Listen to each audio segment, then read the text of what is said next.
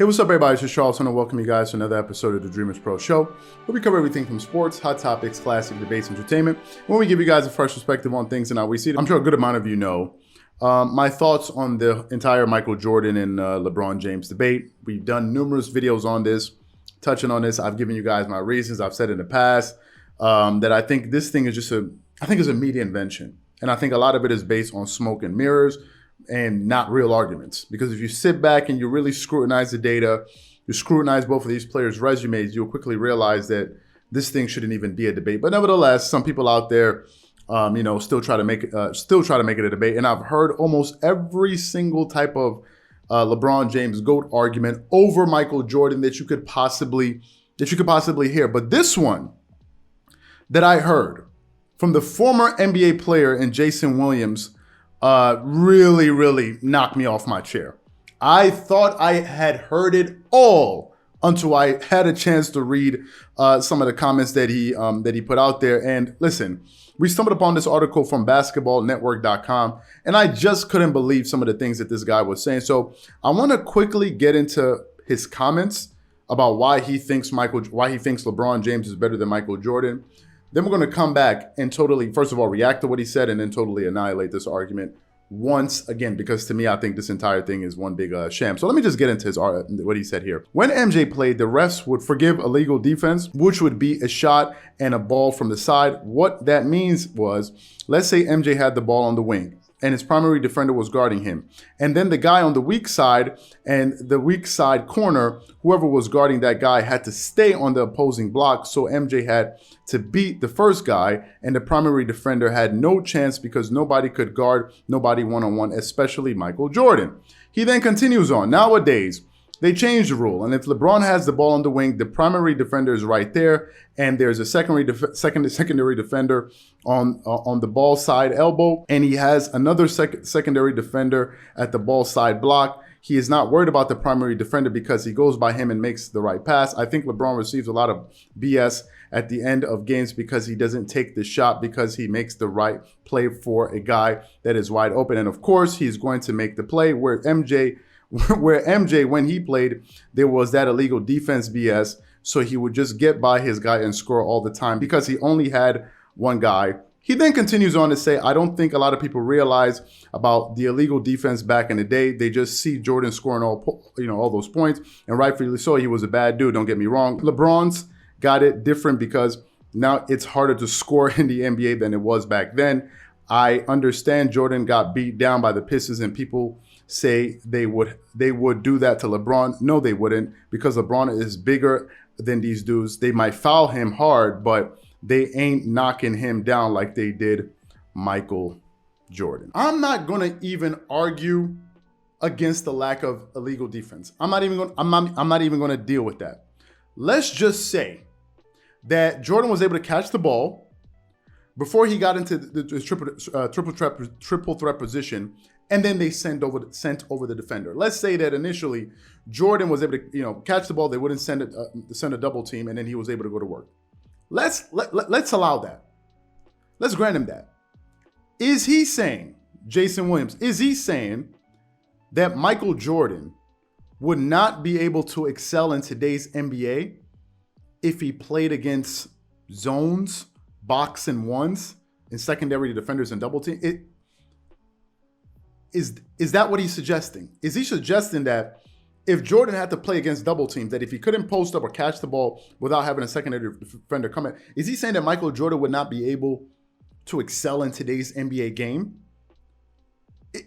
Jason Williams is talking like somebody that hasn't watched any footage on Michael Jordan whatsoever. Like, it's astonishing that an NBA player, I can understand if an NBA fan is saying this, but if an NBA player that played in the NBA, a former NBA player, is saying this, it makes me wonder, like, have you watched any of Michael Jordan's highlights? Hasn't he seen Jordan score on double coverage before? Haven't you seen this? Haven't you seen Michael Jordan hit baseline fadeaway jump shots against two defenders going out of bounds? Why would Jordan be fading towards the baseline, going out of bounds, if he was being chased by one defender? There are many shots that you can go and look at Michael Jordan hitting with two defenders draped all over him. Hasn't he seen Michael Jordan's turnaround fadeaway against double coverage?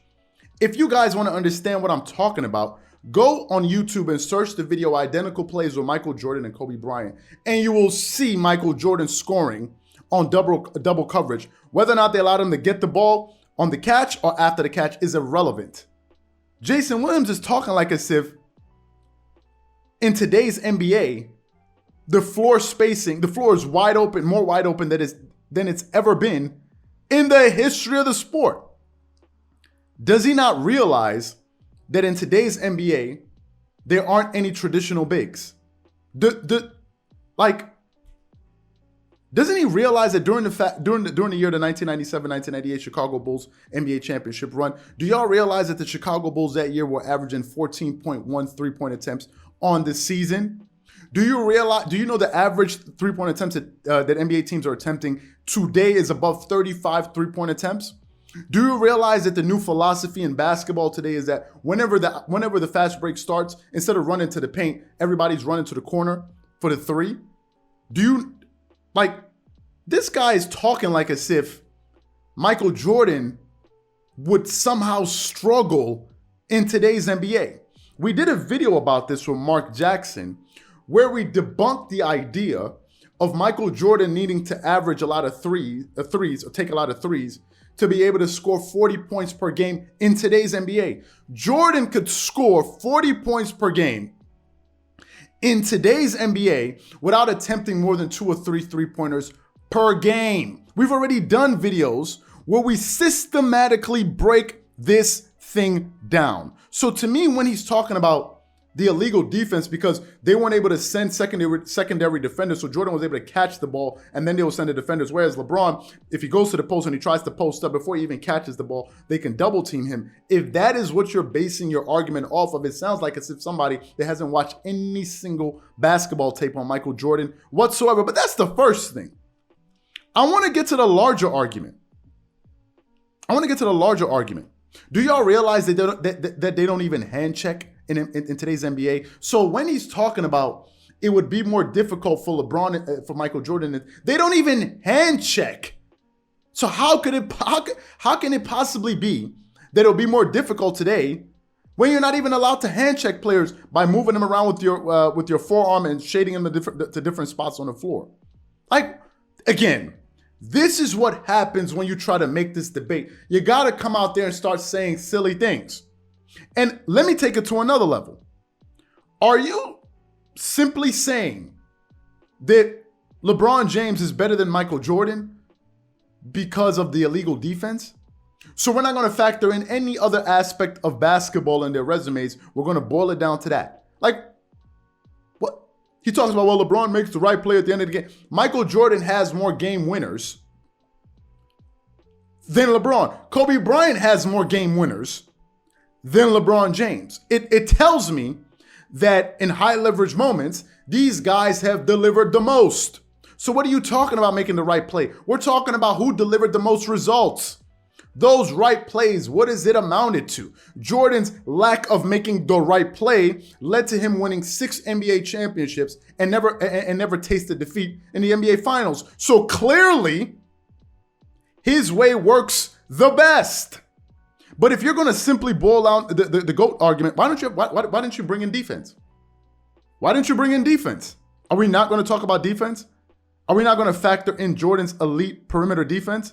Does he realize that Jordan was primarily an on-the-ball defender versus LeBron James being an off-the-ball defender? Do some people watching this video even understand the distinction between the two?